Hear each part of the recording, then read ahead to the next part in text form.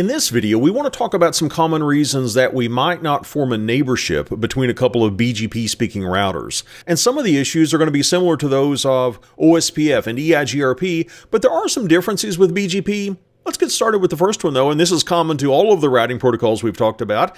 We could have an interface that is administratively shut down, so obviously we're not going to be forming a neighborship over an interface that's in the down state. Also, we might not have layer 3 connectivity to a neighbor. And this brings up an important point. Unlike OSPF or EIGRP where we can dynamically form neighborships, with BGP we do not dynamically form a neighborship. What we're doing is setting up a TCP session between a couple of BGP speaking routers. And we have to know the layer 3 address, the IP address of that neighbor, and then we're going to set up a TCP session.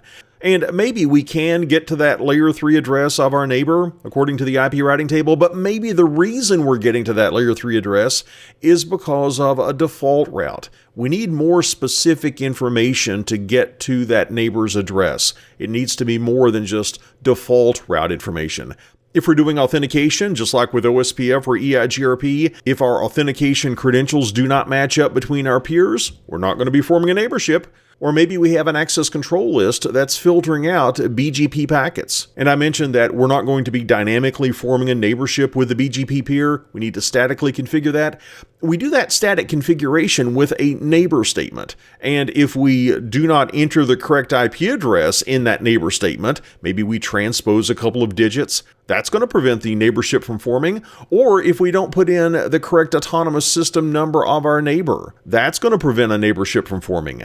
And if we specify a neighbor that's in a different autonomous system than our own, that's going to be an eBGP connection. But if we specify a neighbor and it's in the same autonomous system as we are, that's going to be an iBGP connection. And it could be that we have a BGP peer group configured. Remember what a peer group does for us? It allows us to reduce the CPU impact that several BGP neighbors might have on a router. If those neighbors all have similar configurations, similar parameters associated with them, instead of the router having to calculate a BGP update message for every single neighbor, it can do it just once. It can do it for the BGP peer group. And maybe that peer group is not configured correctly. Maybe, for example, we forgot to associate a neighbor's IP address with that peer group.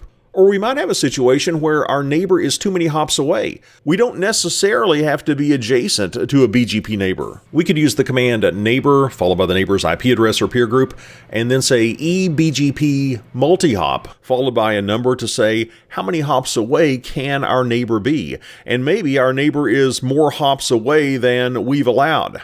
And with these possible issues in mind, let's go out to a live interface right now and tackle a BGP trouble ticket where we're not forming a neighborship between a couple of BGP speaking routers.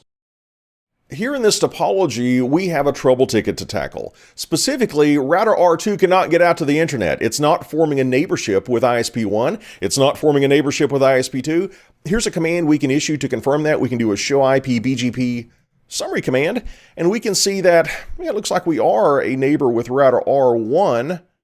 Based on this, we've got a prefix received. It looks like we're not a neighbor with ISP1 or ISP2, however. Let's take a look at the configuration for BGP. Let's do a show run pipe to section router BGP. And let's take a look at this, comparing this output with the topology you see on screen, and also taking a look at the output from the show IP BGP summary command. What I'd like you to do right now is to pause the video, take a look at this output, and see if you can hypothesize what might be going on. Why are we not forming a neighborship with ISP1? And maybe a separate issue is why are we not forming a neighborship with ISP2? Well, did you notice as you were perusing the output that we have a couple of misconfigurations? Specifically, if we look at our neighbors, you'll notice that ISP1 should be 198.51.100.2. It looks like we pressed a 2 one too many times on the keyboard. It's 22. That needs to be fixed. Also, ISP2, it's not in Autonomous System 65003. It's in Autonomous System 65004. Couple of easy misconfigurations to overlook. Let's fix that though. Let's go into router configuration mode for BGP Autonomous System 65001. And let's first correct ISP1. Let's say, in fact, I will just copy paste this to make it easy. For ISP1, I'll copy in this command and I'll correct the IP address. And let's get rid of the incorrect statement. And now let's fix ISP2. Again, I'll copy paste.